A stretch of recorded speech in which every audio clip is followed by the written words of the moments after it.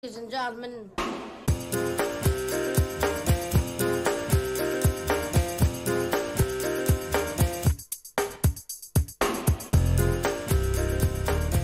Bonjour Patrice. Bonjour Alors, Laurent et à la bonjour à une, tous. et pas uniquement à la une, et à l'intérieur des journaux ce matin. Eh bien, une dame.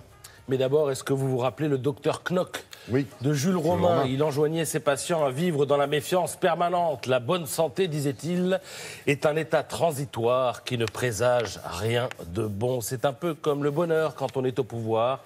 Un état transitoire qui ne présage rien de bon. Rappelez-vous, il y a peu, tout souriait à l'Allemagne. On nous présentait Angela Merkel comme l'incarnation de la réussite d'un pays dont tous les clignotants étaient au vert. Déficit, croissance, emploi, les Allemands avaient tout bon. Et soudain, c'est le drame. Incroyable. L'Allemagne est en panne, écrit Denis Domain dans La Nouvelle République.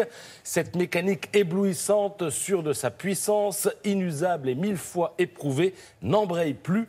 Le 6 cylindres, gavé aux performances économiques et lubrifié jusqu'alors aux compromis politiques, ne tourne plus que sur deux pattes. C'est joliment dit et ça rend hommage à la puissance de l'industrie automobile d'outre-Rhin. Alors dans le Figaro, Arnaud de Lagrange, lui non plus, n'en revient pas depuis plus de 10 ans, écrit-il.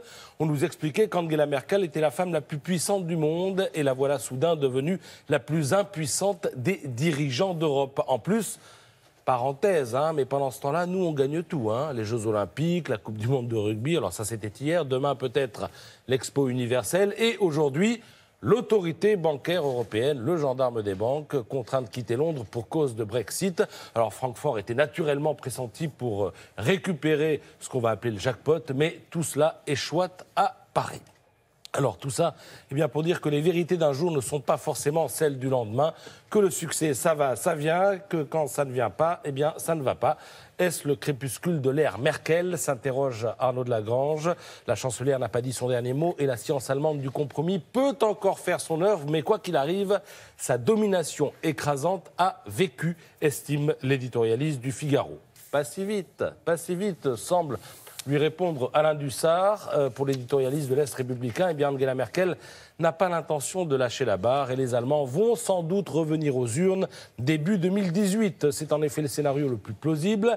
Mais en attendant, tout ce qui paralyse l'Allemagne est une mauvaise nouvelle pour l'Europe. Lirez-vous dans Libération sous la plume de Laurent Geoffrin, cependant que Le Monde insiste de son côté sur le pôle de stabilité que constitue l'Allemagne au sein de l'Union européenne. Alors, résultat des courses, on ne va pas se mentir. À partir de maintenant, eh bien, la reconstruction de l'Union européenne est tout simplement entre parenthèses. C'est en tout cas en ces termes que Laurent Baudin décrit la situation dans l'Alsace. Alors pour finir, un peu de mise en perspective et peut-être une leçon à retenir pour la France. Dans le Figaro, vous lirez ce matin qu'on assiste à une crise profonde de la démocratie allemande. Ce régime parlementaire fonctionnait quand tout s'organisait autour de deux grands partis séparés par une formation charnière. Avec l'éclatement du paysage politique allemand, eh bien, le système ne marche plus.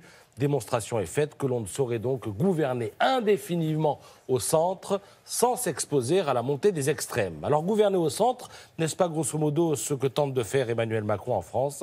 Quant à l'éclatement en France, eh bien il est en bonne voie. Ce que vous voyez là, c'est la composition du Parlement allemand. Mais en France, avec le FN, LR, le PS, les Verts, les Insoumis, ce qu'il reste du PC et au centre du dispositif, les Républicains en marche, eh bien on ne sait pas trop où on va, mais on y va. Oui, plus ou moins directement. Une preuve encore, s'il en faut une, avec Natacha Harry dans un instant.